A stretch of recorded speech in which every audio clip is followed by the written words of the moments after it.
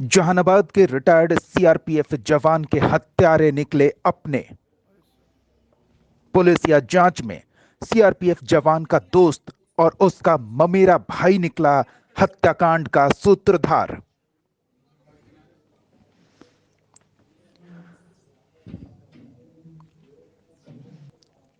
जहानाबाद के कनौदी में बीते दिनों सीआरपीएफ के पूर्व जवान सह कैंटीन संचालक हत्याकांड मामले का पुलिस ने उद्भेदन कर लिया है।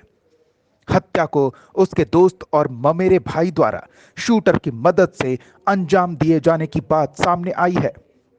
बताया जा रहा है कि मृतक के दोस्त का उसकी पत्नी से प्रेम संबंध था, जबकि भाई की नजर उसके कैंटीन पर थी। पुलिस ने हत्याकांड में शामिल 3 शूटर के अलावा हत्या की सुपारी देने वाले एक अन्य सीआरपीएफ जवान को भी गिरफ्तार कर लिया है। इस हत्याकांड में इस्तेमाल किए गए देशी कट्टे को भी पुलिस ने बरामद किया। पुलिस की इस सफलता के बारे में एसपी मीनू कुमारी ने प्रेस कॉन्फ्रेंस कर जानकारी दी। एसपी मीनू कुमारी ने मामले का खुलासा करते हुए बताया कि मृतक पूर्व सीआरपीएफ जवान जितेंद्र कुमार का दोस्त दयानंद पासवान उसकी पत्नी से प्यार करता था। वहीं उसका ममेरा भाई लवकुश उसकी कैंटीन को हड़पना चाहता था। इसी को लेकर दोनों ने नालंदा जिले के नूरसराय के रहने वाले धनंजय नट और पटना के बख्तियारपुर के रहने वाले संतोष नट को 5 लाख रुपए की सुपारी देकर उसकी हत्या करा दी। एसपी मीनू ने बताया कि सुपारी के तौर पर लवकुश ने 2 लाख और दयानंद पासवान ने 1 लाख रुपए का भुगतान किया था, जबकि बाकी के 2 लाख रुपए काम होने के बाद दिए जाने थे। एसपी मीनू कुमारी ने इस हत्याकांड के रहस्य से पर्दा उठाते हुए बताया कि बीते 23 दिसंबर को जहानाबाद के कड़ौना ओपी के लोदीपुर गांव के पास मृतक के कैंटीन में घुसकर उसकी हत्या कर दी गई थी। यह हत्या पूरी तरह से ब्लाइंड केस था। पुलिस के पास मात्र सीसीटीवी फुटेज थे। इसी सुराग को लेकर पुलिस की टीम ने वैज्ञानिक आधार पर जांच करते हुए पूरे मामले का खुलासा आखिरकार कर ही लिया। एसपी ने बताया कि इस हत्याकांड में शामिल फरार एक और शूटर की गिरफ्तारी के लिए छापेमारी की जा रही है। जहानाबाद न्यूज के लिए वीरभद्र सिन्हा उर्फ गप्पू की रिपोर्ट। एक घटना प्रतिवेदित हुई थी हत्या की। दिन दहाड़े जो हमारा NH 83 है उसी में एक कैंटीन संचालक थे, पूर्व पैरामिलिट्री के एक जवान थे जो कैंटीन का चलाते थे, और उनकी हत्या सुबह 10 बजे के आसपास उनके कैंटीन में कर दी गई थी गोली मारकर। हमारे पास शुरू में कोई क्लू नहीं था, बिल्कुल क्लूलेस थे हम लोग केस में, लेकिन घटनास्थल के सीसीटीवी फुटेज के आधार पे हम लोगों ने अनुसंधान प्रारंभ किया और सीसीटीवी फुटेज में दिखा कि जो शूटर है वो घटनास्थल से उसने 1-2 कॉल किए थे।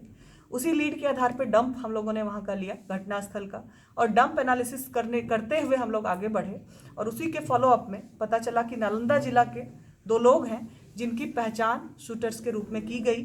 हम लोगों ने पता किया लोकल थाने से, तो पता चला पूर्व में भी हत्या का उनका आपराधिक इतिहास रहा और उन्हीं लोगों के द्वारा ये हत्या कारित की गई थी। तो दूसरा चैलेंज हम लोग के साथ ये था कि आखिर हत्या कारित की गई, लेकिन ये सुपारी दी किसने और क्यों दी।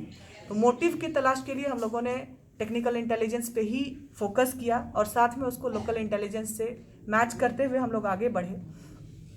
तो ये प्रकाश में आया कि दयानंद पासवान करके एक व्यक्ति हैं जो कि मृतक के मित्र हुआ करते थे और उनके साथ पारिवारिक संबंध भी था, और उसी क्रम में इनके घर में आना जाना भी रहता था, और इस क्रम में ही उनकी मृतक की पत्नी के साथ इनका संबंध विकसित हुआ था और उसी चीज़ को लेकर इन्होंने हत्या का प्लानिंग किया। एक जो दूसरा एंगल उभर कर इसमें सामने आया है कि मृतक के एक भाई, ममेरे भाई हैं, जो कि कैंटीन चलाने में उनका सहयोग करते थे, तो उनके द्वारा भी कॉन्स्पिरेसी रची गई इस घटना में, और दोनों ने मिलकर कॉन्स्पिरेसी करी और शूटर्स को 5 लाख रुपए में सुपारी दी गई थी किलिंग की, जिसमें 3 लाख रुपया पे कर दिया गया था और 2 लाख रुपया भी पे किया जाना था। पूरे घटनाक्रम में हम लोगों ने जो दोनों शूटर्स थे, दोनों शूटर्स को अरेस्ट किया है। उसमें से एक हैं धनंजय नट, पिता बच्चू नट, साकिन बेलसर नूरसराय। दूसरे शूटर हैं साकिन शवनीशाह बख्तियारपुर अथमल गोला, जिन दोनों की पहचान जो है सीसीटीवी फुटेज के आधार पे भी की गई है और उन दोनों ने इस घटना को, पूरे अपने जुर्म को कबूल भी किया है। उन्होंने जो राशि प्राप्त की है उन्होंने दयानंद पासवान के थ्रू ही प्राप्त की है, जो 3 लाख की राशि उनको मिली है। कैश मिला? जी हाँ। दयानंद पासवान ने इस पूरी घटनाक्रम में अपनी संलिप्तता स्वीकार की है और उन्होंने अपने साथ अपने को एक्यूज्ड लवकुश के बारे में भी इसमें बताया है। इनका उद्देश्य था कि संभवतः मृतक की मृत्यु के बाद जो है उनकी पत्नी से ये शादी कर पाएंगे और लवकुश का उद्देश्य ये था कि कैंटीन उनको मिल जाएगा। तो टोटल अभी हम लोगों ने 4 लोगों को अरेस्ट किया है। बाकी के अनुसंधान अभी हम बरामद क्या क्या होना? घटना के क्रम में जो निकले वहाँ से, जो शूट किया गया जिस हथियार को, उसको फेंकते हुए निकले थे। तो बाद में पूछताछ के बाद कन्फेशनल स्टेटमेंट के आधार पे हम लोगों ने रिकवरी की है, आर्म्स रिकवर हुआ है। उसके लिए हम लोगों ने अलग से आर्म्स एक्ट का केस दर्ज किया है।